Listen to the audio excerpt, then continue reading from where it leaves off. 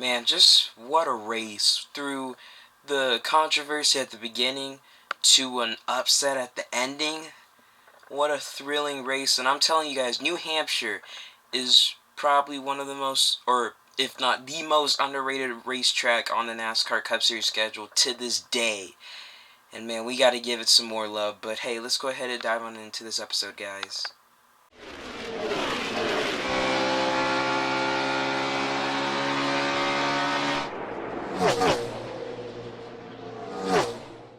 Hey guys, NASCAR Over back again, and welcome back to another episode of NRR. In today's video, we're going to be reviewing the 2021 Foxwoods Resort Casino 301 at New Hampshire, or we should call it the 292 because the race was, like 8 laps short at the end.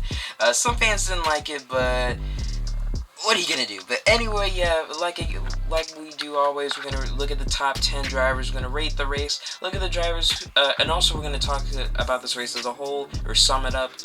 And then we're gonna look at drivers who had a good and bad race, and then finally wrap it up looking at the playoff standings, because there's another big shake-up. You know, 2 different winners this past 2 weeks, like 2 new winners, like Kurt Busch and now Eric Almirola, and we'll get to Almirola in a minute because I'm so happy for my boy. But anyway, yeah, let's go ahead and dive on into this episode, guys. Also, I just want to say I'm filming this today on Wednesday. I could not film this review on Sunday because I was out of town. I did not have my equipment with me. I was in North Carolina at the time, but now I'm back home here in Texas, so I have it here today. And it doesn't really matter of whenever I upload this because NASCAR is off for 2 weeks because of the 2020 or 2021 Olympics for that NBC is going to be covering, so we have that too. But yeah, let's go ahead and dive on into this episode, guys.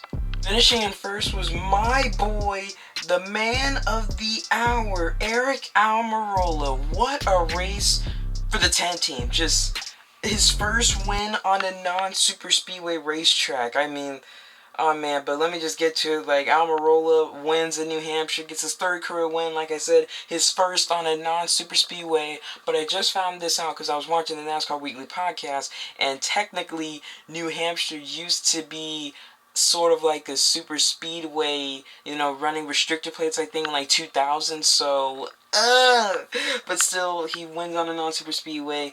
This is the 4th year in a row he's made the playoffs, and this is the first one for SHR in 2021, and think of this, Almirola entered this race 27th in the point standings, and 232 points below the cut line. He currently now sits 13th in the playoff standings. He now knocks Austin Dillon out of the playoffs, -5 from the cut line, with his teammate Tyler Reddick above the cut line by 5. Man, what a race for Almirola. And guys, I just want to say, some people just don't like the win and you're in playoff situation, and with the current playoff system right now, but it works out perfectly for these kind of situations, especially for drivers like Eric Almirola. I mean, you could even say Almirola deserves it because he had a hell of a race. He deserved it. He worked for it. He was angry. He was working for it. Now, if we're talking about Michael McDowell, the win in your in situation, that is completely different because that's Daytona and stuff. And if it weren't for that crash in turn 3 on the last lap, McDowell wouldn't even be in the playoffs. But a win like this for Almirola also helps Michael McDowell because now Almirola is 13th, and then McDowell is 12th, and so if we would have had 16 winners or more, that would have been really bad for McDowell. But now it seems like in a situation for Almirola with now, I believe, 4 or 5 races left in the playoffs, or until the playoffs start, and we don't have him for Daytona, but hey, he gets the win here. Congrats to Eric Almirola on the 10 team, and we'll see what he can do in the next couple weeks. Just let them regroup and stuff, and we'll see what they can do at the Glen in a couple weeks. But still, great job by Almirola and the number 10 team. Finishing in a close second, just 8 laps short of trying to catch Eric Almirola, was Christopher Bell. Christopher Bell definitely had the car to beat Almirola, just, with that 10-lap rule NASCAR had because it was getting dark at New Hampshire. Once again, people are saying, oh, NASCAR needs these noon starts. Well, it definitely wouldn't have worked this time because it was raining earlier in the day at New Hampshire around like noon Eastern time, so it wouldn't have made a difference though. But still, Christopher Bell had a great race, finished 2nd in today's race. He also won the Xfinity Series race on Saturday, and he just completely dominated that one. Just no doubt, nothing else you can say about that. But good job for Christopher Bell. He's been on a roll lately. I mean, he finished second to Chase Elliott at Road America. He got eighth last week at Kentucky and gets second today. So 3 straight top 10 finishes for the number 20 team, and so we'll see if this momentum can continue going into the Glen, because that's another road course, and we'll see how they can do that. But yeah, great job by Bell and the 20 team. We'll see what they can do in the next couple weeks. Finishing third was Brad Keselowski, and Brad Keselowski also had a great race because we talked about this before, but it was after the Bushy McBush race, and Brad Keselowski's just had terrible races after that one. Like the following week at Darlington, that was like his worst finish from Darlington to now, which was 24th and stuff. So Brad Keselowski lately has not been doing so well, but now a bit lately he's been doing pretty good, like a third at the second Pocono race, actually a top 10 in both Pocono races, and then he got 13th at Road America, which is decent. He got 10th at Atlanta last week and gets third here today. And not only did he have a good race, he also had a hell of a paint scheme and stuff, so that was pretty cool. I love that. I forgot the name of the sponsor, but it was definitely a cool looking paint scheme. I thought it would be like some sort of like Pennzoil scheme that Logano was going to run, like something close to the Pennzoil like Ultimate, or whatever it's called, that he ran back in 2015 at Phoenix and stuff. But still, cool looking paint scheme for Brad Keselowski. And also, he also ran into Ryan Blaney during the race. He like bumping Ryan Blaney or something. And whoa, we already know you're not gonna be teammates with him, but you don't have to do it like that. But still, great racing at New Hampshire. That's just what we love to see. And also, Brad Keselowski, we already know. We heard the announcement on Tuesday that he will be joining Roush. He'll be driving the 6 car. So can't wait to see that for Brad Keselowski, because I think his move to the 6 car was a great and smart decision. Now, if the next gen car was going to be released next year, I don't think he would have done that. But it's going to be the next gen car, so he'll be teammates with Chris Buescher next season, so I can't wait to see that. As for Ryan Newman, he got in a bit of an incident with Quinn Houff and stuff, but we'll get to that. We'll get to that later, and we'll talk about more about Ryan Newman and what his future is going to look like. And also, we'll talk more about a bunch of silly season stuff next week, because I will have my silly season predictions out next week. But yeah, congrats to Keselowski going on a Roush, and good finish for the 2-car team. Now let's see if this momentum can pick up going into the Glen in the next couple weeks. Finishing fourth was Joey Logano. Now I'm shocked by this, because Joey Logano, I think it was under the red flag condition, one of his pit crew members checked under the hood flap and made a bit of an adjustment there, and it's just like Benny Parsons would say, oh, you can't do that. You just can't do that. You can't work under your car under the red flag, and they held Logano for 2 laps. That didn't matter, because Logano came back to finish fourth. That was a huge comeback for that 22 team. So really, you don't fire that pit crew member. Just make a bit of a little pay cut in his paycheck, because it's not like they severely hurt the 22, because Logano got back to get a top 5 finish, which is really good for that team, because they have not had a top 5 finish since thing like Sonoma and stuff. So good recovery for Joey Logano, the 22 team, and yeah, they're off for a break. We'll see what they can do at the Glen in a couple weeks, I guess. Rounding out the top 5 and 5th was Ryan Blaney. Wow. Penske finished 3rd, 4th, and 5th. I haven't seen anything like this since, I think it was the 2020 Martinsville night race that Martrix Jr. won, where Team Penske finished 2nd, 3rd, and 4th. So, wow, Penske, they know how to do it, especially at these like short tracks or 1-mile tracks or less than a mile tracks. But so decent race for Ryan Blaney and the 12 team. They had some good battles with Chase Elliott early in the race. They also had some good battles with Brad Keselowski's own teammate, just like how it was last season. Because last season, it was Blaney, Keselowski, and Hamlin going at it. Now this week, it was Blaney. He was back in it with Keselowski and Chase Elliott and Eric Almirola. Blaney ran a good race, just wasn't as strong as Eric Almirola in those closing laps in that race, and just could not get the job done. So really sucked for them, trying to be that driver to get more than 1 win a season, because Bowman's already proved that, but can Blaney prove that? Not yet. He still has that Atlanta win, and he didn't really dominate that race. But still, decent one for Blaney. He gets his second straight top 5. It would be 5 straight top 10s for them, but they had that 20th place finish at Road America a couple weeks ago. But still, decent race for Ryan Blaney, the 12th team. Not a bad race for them, and we'll see what they can do going into the Glen in a couple weeks. Finishing 6th was Kevin Harvick. Kevin Harvick had a pretty decent race as well. Definitely deserved the top 10 for them, especially knowing how they're not as good as they were last year. But still, ran a pretty decent race. Nothing really to say about them. They just ran a good race and stuff. They were just pretty solid and stuff. They were just definitely a top 10 car. They definitely had a top 10 car that day. So, decent race for the 14. Nothing really much to say about them. It's just that we'd expect Harvick to get the first win for SHR in 2021, but no, it was Almirola, the driver, who we least thought we would get it. But my, have the tables have turned. There's someone go get an Uno card, because someone has turned the tables over here. But still, decent race for Harvick in the 4 team, and let's see if they can just regroup in these next 2 weeks and see what they can do at the Glen. Finishing 7th was Kyle Larson. Kyle Larson gets his first top 10 since that second Pocono race, because we all know at Road America got taken out by Bowman, finished 16th, and then at Atlanta last week, sped on pit road that cost himself and only got a top 20, got 18th, and gets 7th today. You can tell Hendrick Motorsports has just not been doing so well lately. That's because NASCAR saw something in Hendrick Motorsports that because they were going to keep a close eye on them, and they just saw something that they didn't like, and then they changed. And ever since that bit of a change, Hendrick hasn't been bad. They just haven't been as good as they were before.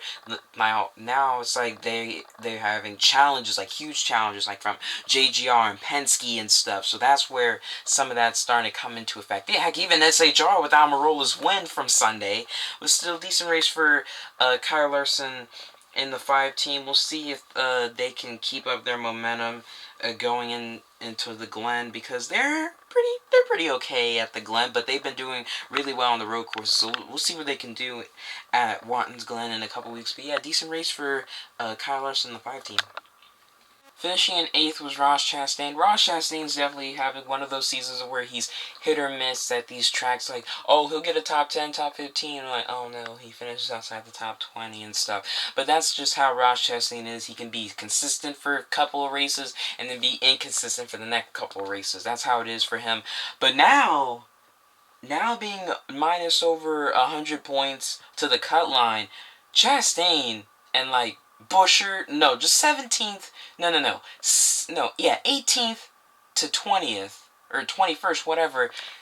Alright, if you're not Austin Dillon, guys, and you're below the cut line, you're in a must-win situation. That's it. Because you got Watkins Glen, you got the Indy Road Course, got Michigan, and you got Daytona. So it's going to be wild in these next 4 races and stuff, seeing how these drivers will do anything to win, because you just want to make the playoffs, so you know how valuable it is. But still, decent race for Ross Chastain. Just that Almirola win killed it for him and stuff, thinking, ah, man, we had some consistency going, but that win just killed it right there. But now they're in a must-win situation, so we'll see what this 42 team can do in these next few races, because I bet Chip Ganassi Racing will give him the best cars in these next 4 races, since he's trying to make the playoffs. But then once the playoffs start, and if he's not in it, then of course Kurt Busch will get the better cars. But still, decent race for the 42 team, and we'll see if they can regroup over these next couple weeks.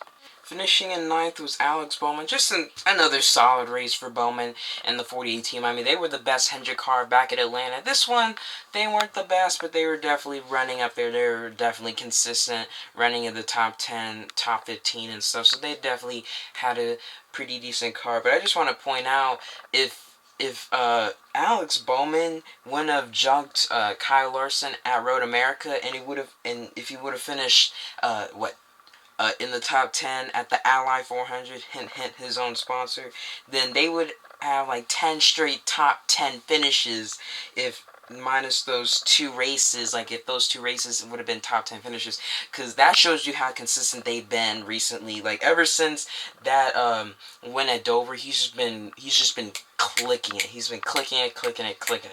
So yeah, definitely for Alex Bowman, having a good one right there. But yeah, anyway, decent race for Alex Bowman, the 48 team, and we'll see what they can do in these next 2 weeks, because they're running a nice running a nice Ally sprint car that Bowman's going to be running at some dirt races, and that car looks sharp, running the number 55. Beautiful, beautiful car. Beautiful sprint car. But yeah, decent race for Bowman, and we'll see what they can do in the next couple weeks, I guess. And rounding up the top 10 and 10th was Denny Hamlin. I think Denny Hamlin, something in his pit crew, man. I mean, at Atlanta, I think he had I think his pit crew had a bad stop. Or no, I think Hamlin had a speeding penalty and then got finished 13th. And not today's, but on Sunday for New Hampshire, I think his pit crew might have done something with the lug nut on a tire that might have made his tire wobbly or something and stuff. So things for Denny Hamlin on pit road have just not been working for him, because if we're talking about another driver who's been hit or miss, it's Denny Hamlin. Like, oh, I'll get a 21st at Nashville, but I'll get a nice solid 4th place finish at Pocono. But the next day I'll go for a 14th place finish. But then the next week at Road America, I'll get a nice solid top 5. Now what about Atlanta? Oh, I got 13th. Oh, but I got a top 10 at New Hampshire. So it's been hit or miss for Denny Hamlin these last few weeks and stuff. So we'll see, or actually just this last month. So we'll see if the 11 team can turn it around and get a win, because anything can happen. I would not be surprised if we have some different winners in the next couple weeks, but I kind of doubt it. But we'll see. But anything can happen in NASCAR. It ain't over till you cross the start-finish line, and if you fail, if you pass post-race inspection. But still, decent race for Hamlin and the 11 team. They made a bit of a rebound to get a top 10 finish. So I think that's good. So decent race for them, and we'll see how much they can regroup over these next couple weeks. And now let's rate this race. Like I said at the beginning, this is the most underrated racetrack on the Cup Series schedule to date, and this race was really good. I really enjoyed it. It's minus that rain delay and minus the controversy at the beginning with Kyle Busch and NASCAR and stuff, but we'll get to that in a minute when we sum up this race as a whole. But definitely a pretty entertaining race to watch. I'll give it a solid 9 out of 10. Solid 9 out of 10. It was a good race and stuff. It would have been a 10 out of 10 race if we just didn't have that issue. Because I don't really like Kyle Busch, but even there, I felt pretty bad for him. Because, man, if that wouldn't have happened, he might have won this race. But we don't know. A Kyle Busch-Almirola battle, that would have been pretty fun to watch. And you know who you're rooting for and who you don't want to win. Like the good guy versus the bad guy. Good driver versus the driver with bad luck. But still, decent race right there. I'll give it a solid 9 out of 10. Let me know what you guys would give it in the comment section below. So to talk about this race as a whole, we got to talk about the stories coming into this race. You know, Austin Cindric and Harrison Burton are going Cup Series racing. Cindric definitely deserves it. And then Harrison Burton, I don't really think he deserves it because he's just not really ready, in my opinion. I think he needs one more year in Xfinity. And besides, he got 4 wins last year, which was good. But to be honest, that Auto Club race, he definitely deserved it. Homestead was lucky. Texas was lucky. But Martinsville was good. So if you think about it, 2 wins technically for Harrison Burton. And he has not really done anything in 2021. So we'll see how it goes out for him. And also for Matt DiBenedetto, people were saying how Matt DiBenedetto was complaining, thinking, oh, I'm going to stay in the 21 car in 2022, but then got the news and he was expressing his feelings on Instagram, Twitter, and stuff, or Facebook, I think it was. But for Matt DiBenedetto, I'm sorry, man, but you should have known, because he probably just assumed that Austin Cindric would get the 2 car and he'd be able to stay in the 21 car. He did not expect Harrison Burton to be bounced up in the Cup a year early. Anyway, other than that, Kyle Larson back here got extended to 2023. And in this race had no PJ1. Thank the heavens, no PJ1 in this race. But now let's get on to the race other than the stories.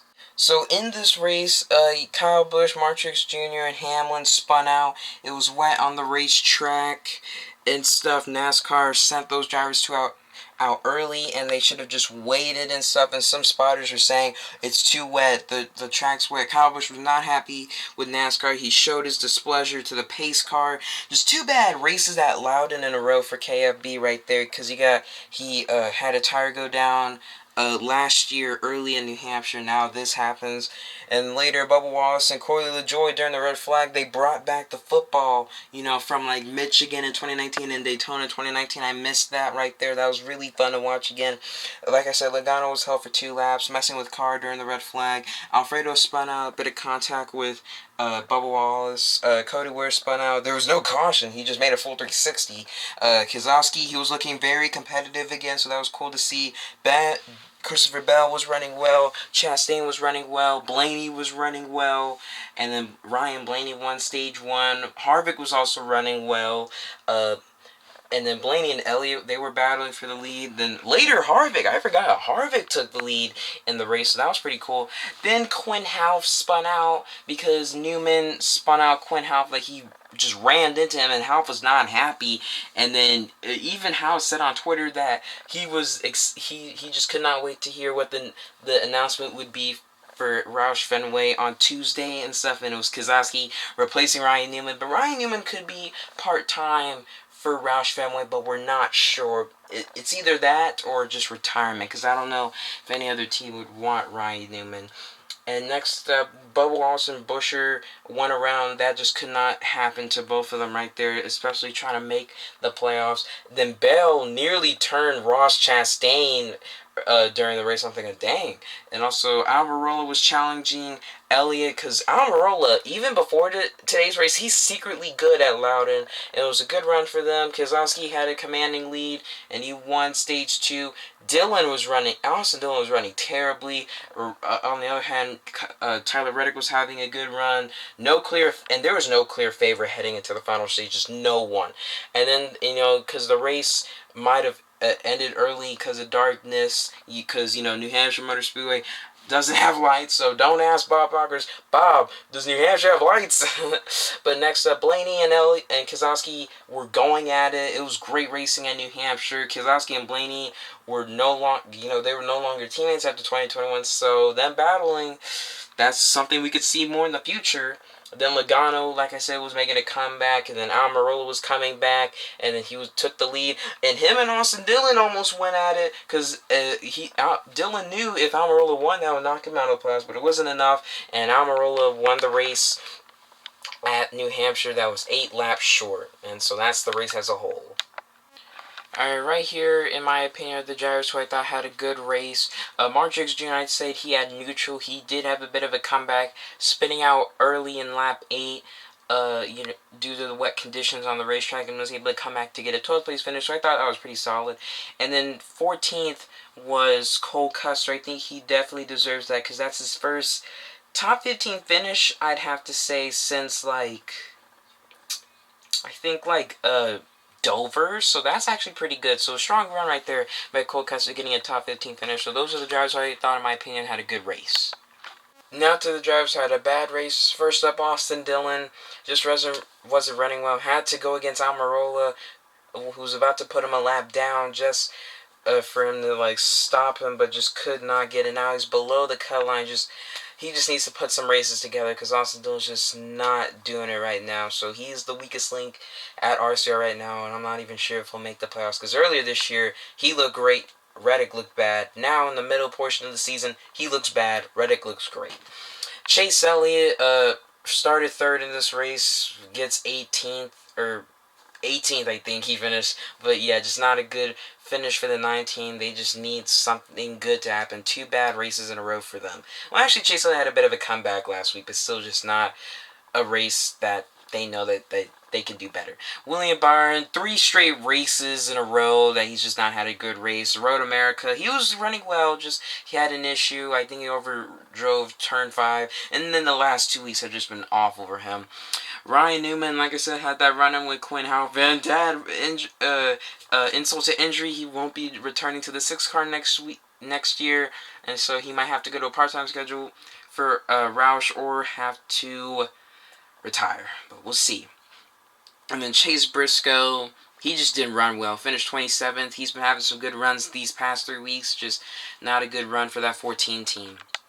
And now here are the playoff standings after New Hampshire. Up there you got Kyle Larson, once again, 4 wins. Truex and Bowman, 2nd and 3rd with 3 wins. Kyle Busch, Chase Elliott, 4th and 5th with 2 wins. Then from 6th to 13th, got Ryan Blaney, William Byron, Joey Logano, Kurt Busch, Brad Keselowski, Christopher Bell, and Michael McDowell, and Eric Almirola, the newest addition, from 6th to 13th, all have 1 win. Sitting at 14th is Denny Hamlin with 283 points to the good. 15th is Kevin Harvick, 82 points to the good. And 16th, right above the cut line, Tyler Reddick, 5 points to the good. Then below the cut line, you got Austin Dillon, minus 5 points. 18th, Chris Buescher, minus 121. Matt DiBenedetto in 19th. Oh, I'm sorry, got it mixed up. Matt DiBenedetto 19th, minus 143. And then Ross Chastain in 20th, minus 144. So right here, guys, as you can see, it's an RCR battle right here. 3 spots left for the playoffs. Guys, Denny Hamlin's fine. From these guys, these 4 drivers in the top 20 cannot get Denny Hamlin unless they have a win. Kevin Harvick because of his teammate winning, Harvick is not safe. He is not safe right now. All it takes is 1 bad race from Harvick and 1 good race from Reddick that can switch those 2. That's all it takes right there.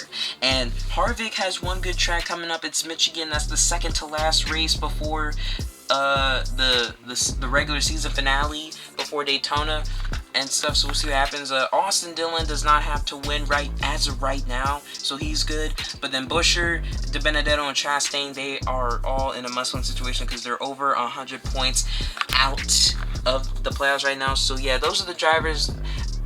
That's the current playoff standings after New Hampshire. So yeah, thank you guys so much for watching. Please like, comment, share, subscribe. I have 175 subs, so guys, thank you guys so much for subscribing and watching. It really means a lot to me.